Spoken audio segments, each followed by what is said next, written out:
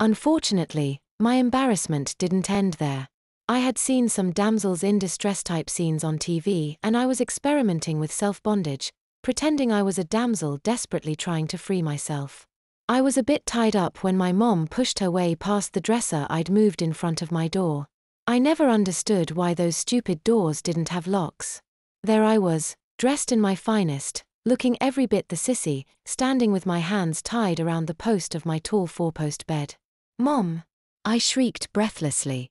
She just stood there for all of a minute without moving. I used the time to try to struggle out of my ropes. Unfortunately, I had tied myself pretty well this time, and between my shame and some bizarre sense of modesty, I didn't even attempt to climb up on the bed and lift my wrists over the post.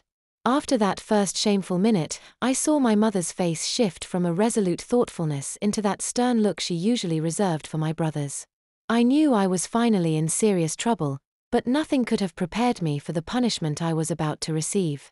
She approached the bed where I had laid out all the clothing and rope I had collected over the years.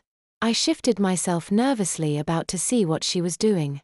She ran her eyes over the collection, and then gingerly picked up some old, white nylon tights. "Do you like wearing these clothes, do you?" she asked. "Why, yes," I squeaked out. "Fine, then let me help you. Open up," she directed as she held them up to my face. Oh, I thought, here comes the punishment. She's going to make me eat them. I was reluctant, but what could I do? I opened my mouth and in went the panty section of the hose.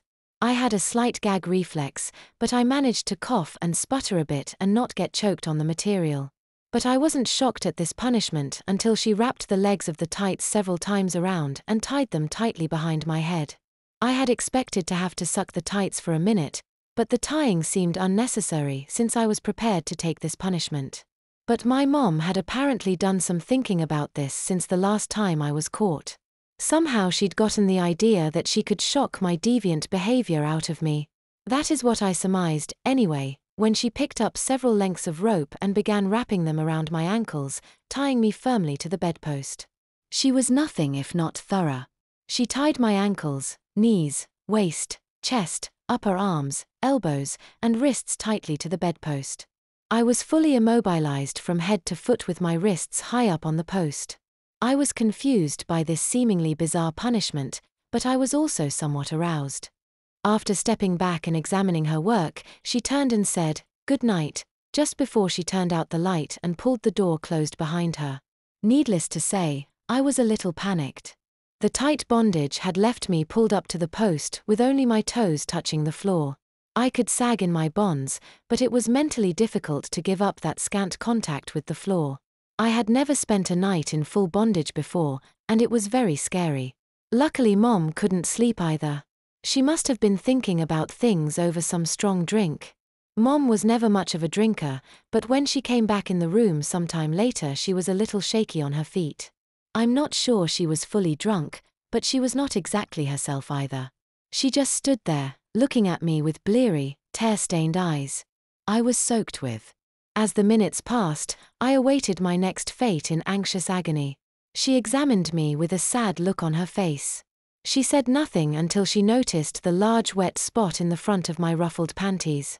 I just looked at her with ashamed exhaustion. "No, no, no," she muttered into her hands.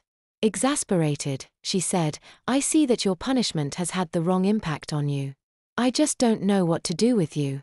I love you, but you have to learn that you can't play like this." She entered my closet and brought out one of my leather belts. The energy flowed back into my body as I realized I was about to get the first strapping of my life. "I've never had to raise my hand to you before, but I have to make an impression on you." "I'm sorry, sweetie." I outwardly protested but took my punishment the best I could.